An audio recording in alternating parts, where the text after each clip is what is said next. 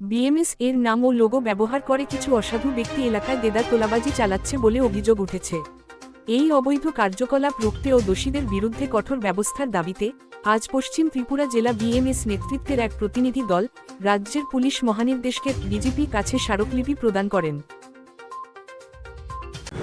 আজকে মূলত বিষয় আমরা ডিজি সাহেবের কাছে আমরা একটা ডেপুটেশন দিচ্ছি। বিষয়টা হলো বিগত কিছুদিন যাবৎ পশ্চিম ত্রিপুরা জেলার অন্তর্গত বিভিন্ন জায়গায় ভারতীয় মজদুর সংঘকে অবমাননা করে, ভারতীয় মজদুর সংঘ প্রদেশ বিএমএসকে অবমাননা করে এবং পশ্চিম ত্রিপুরা জেলা বিএমএসকে অমান্য করে ভারতীয় মজদুর সংঘের সিম্বল ব্যবহার করে জায়গায় জায়গায় কিছু চাঁদাবাজি করা হচ্ছে।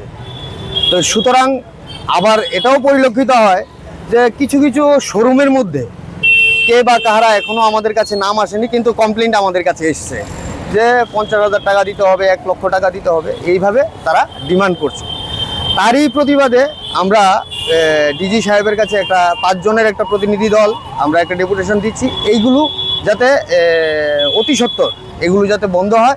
কারণ ভারতীয় মজদুর সংঘের ভাবমূর্তি নষ্ট হওয়ার পাশাপাশি বর্তমান সরকারের ভাবমূর্তি নষ্ট হচ্ছে। তার জন্য অনেকেই ভারতীয় মজদুর সংঘকে দায়ী করছে, কিন্তু ভারতীয় মজদুর সংঘ বিশেষ করে পশ্চিম ত্রিপুরা জেলা বিএমএসে এই সমস্ত কার্যকলাপ হচ্ছে। এই কার্যকলাপগুলোকে ভারতীয় মজদুর সংঘ কোনো রকমই বরদাস্ত করবে না।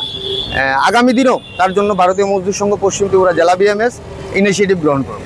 কারা করছে কি আপনারা কোনো কিছু এখনো নামটাম আমরা এখনো বলতে পারবো না। যদি প্রশাসন নিজে গিয়ে দেখে যে কোন কোন জায়গায় চাঁদাবাজি হচ্ছে, ইউনিয়নের নাম করে সিম্বল ব্যবহার করে, এগুলোকে বন্ধ করা হোক।